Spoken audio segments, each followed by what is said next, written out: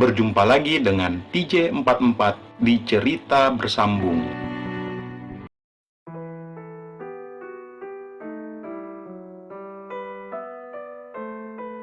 Suatu ketika, LK-ku menerima sebuah surat dari suatu lembaga. Isinya adalah permintaan sukarelawan untuk mengisi kelas gratis pada anak-anak jalanan yang tersebar di kota Makassar.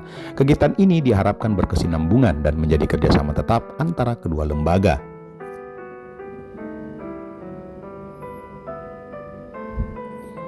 Aku termasuk dalam tim yang ditugaskan dalam kegiatan itu. Studi yang kutempuh memang ilmu sains guruan, sehingga sesuai dengan tujuan kegiatan, sudah dapat pembaca sekalian duga lembaga yang mengundang kami adalah lembaga yang di dalamnya Lili menjadi anggota.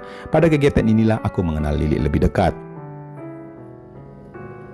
Dulu yang ku tahu hanya nama dan wajahnya, kini aku mulai mengenalnya lebih dari itu saja. Dulu ku sebut dia sebagai Odo-Odo Nadaeng Iga, dan dia mengenalku hanya sebagai adik dari pria yang pernah mengincarnya. Sekarang kami sudah saling mengenal nama. Kami banyak berdiskusi di luar kegiatan tentang lingkungan, hobi, dan selera musik. Banyaknya teman yang kami kenal bersama di luar lembaga membuat kami sering terlibat percakapan berdua. Pertemanan kami di lingkungan tempat tinggal juga membuat kami berdua menjadi lebih akrab di tengah teman-teman anggota lainnya.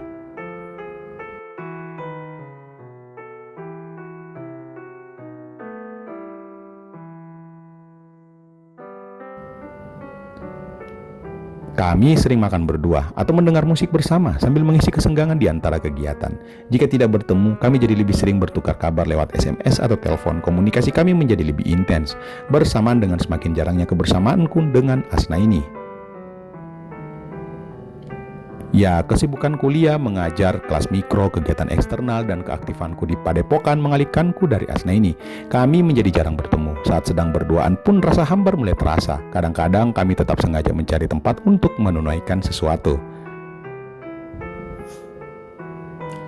Biasanya pilihan kami jatuh ke pondokan nan murah yang tersebar di sebuah pantai terkenal di kotaku. Sesekali Asnaini datang menemuiku di padepokan, terutama karena pada saat itu aku mulai jarang menginap di kampus, menunggu aku selesai latihan untuk sekedar mengobrol seperti sedang menggugurkan kewajiban. Semua teman seperguruan sudah kukenalkan padanya. Pada saat itulah Asnaini bertemu dengan Raja, seorang teman seperguruanku asal Sumatera. Aku sendiri yang mengenalkan mereka berdua. Banyak detail terjadi dalam rentang 1 bulan sejak Asnaini dan Raja ku kenalkan.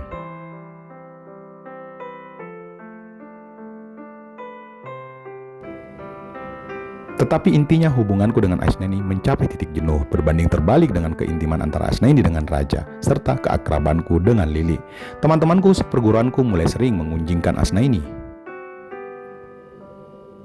Bagaimana mereka menyaksikan Raja sering menerima SMS atau telepon dari Asnaini. Entah mengapa tidak kurasakan apa-apa tentang itu. Tidak iri, tidak juga cemburu.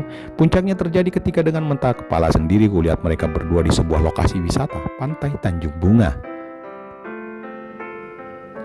Mereka tidak tahu bahwa aku juga Lili ada di sana, sedang membawa anak-anak tunawisma berekreasi. Aku tidak keberatan dengan hubungan mereka berdua, hanya menyesalkan sebab Asnaini tidak langsung berterus terang.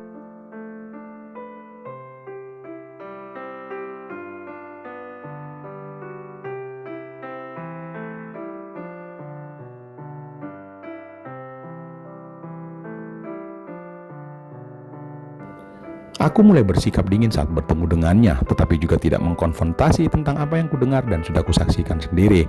Asnaini mulai merasakan perubahanku, tetapi terlalu takut untuk mulai membalasnya.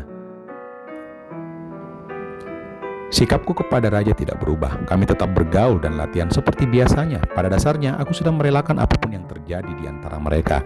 Raja dan Asnaini sepertinya menyadari hal ini sehingga mereka mulai sedikit terbuka.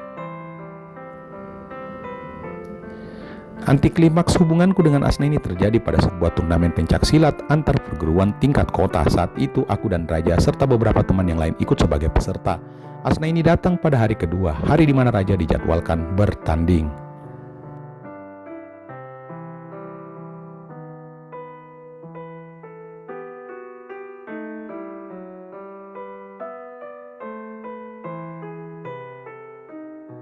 Itu Asnaini tidak menghampiriku seperti biasa, melainkan langsung duduk di samping Raja. Aku berusaha menangkap tatapan mata Asnaini. Saat pandangan kami bertemu, aku tersenyum dan mengangguk kecil padanya.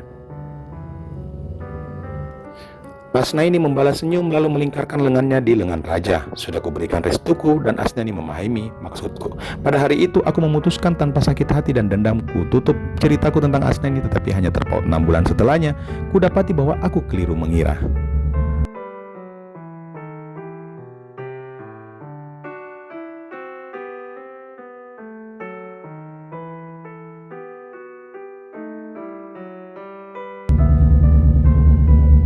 Aku tidak bisa bercerita banyak untuk segmen yang ini pembaca sekalian. Bagian ini hanya untuk menjelaskan mengapa aku bisa berganti teman belajar. Juga tidak ada fan service, hanya bridge untuk selanjutnya. Aku sedang duduk di venue kegiatan, mendengarkan musik lewat headset ketika Lili menghampiriku. Kuangkat daguku, menyapanya dengan anggukan. Tetapi, meneruskan keasikanku, Lili menyapa beberapa teman lalu duduk rapat di sampingku. Beberapa menit, kusangka Lili hanya duduk diam, sampai kemudian kurasakan ditariknya headset dari telingaku. Itu pacarmu kan? Hanya ujung kalimat itu yang sempat kutangkap. Ternyata sedari tadi dia menanyakan sesuatu. Hah? Yang mana? Tanyaku terkejut.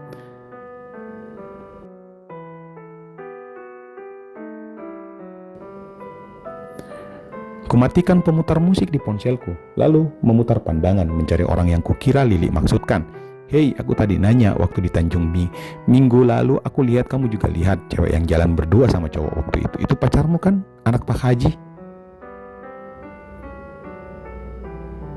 Oh, kirain. Iya, tepatnya mantan. Kataku menggaruk-garuk kepala nyengir. Mantan? Kalian putus gitu? Hehe, pantesan. Lili cekikikan membuatku heran. Pantesan apa?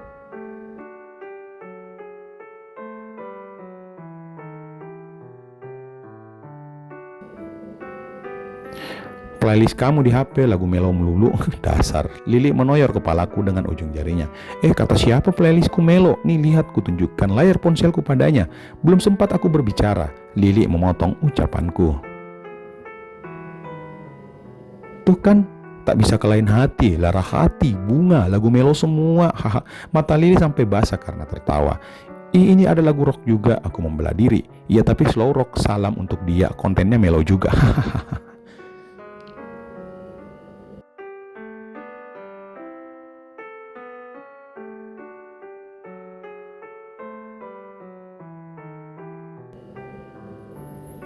Lili memang senang menggoda aku belakangan ini. Menggoda ya pembaca sekalian, bukan merayu. Dia senang menoyor kepalaku, mencubit lengan, menarik kuping, atau mencolek hidungku. Kurang lebih aku diperlakukannya seperti anak kecil di dekatnya. Saat diperlakukan demikian, aku hanya nyengir dan menggaruk-garuk kepala. Jika sudah begitu, Lili biasanya berhenti menggangguku, lalu menatapku sambil tersenyum. Demikian sesaat kemudian berpaling. Saat tawa kami meredah, Lili kemudian bertanya, kamu mau cerita kenapa? Yang dimaksudnya tentu alasanku putus dengan Asnaini. Biasa saja, doi ketemu cowok lain, temanku juga, kurasa mereka lebih cocok. Kami juga sudah mulai hilang rasa.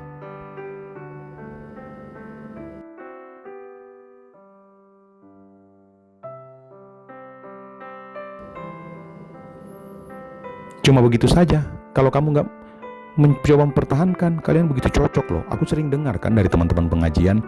Lebih banyak masalah kalau aku coba pertahankan. Kalau Asnaini ku tahan, artinya aku harus bicara dengan raja kan. Sekalipun dibahas baik-baik, sedikit banyak hubunganku dengan raja akan jadi terusik.